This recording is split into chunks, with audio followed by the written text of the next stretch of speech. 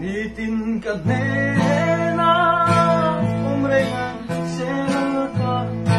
iko ikiala om kanhinglaw kanayiyang son karanging kirtira kasay nangin lung ngayon sunduaya ko olong nalikam akan humtua lunay takaka cinta kita dalam beliau ka kaoy kuya asung van piara para vulre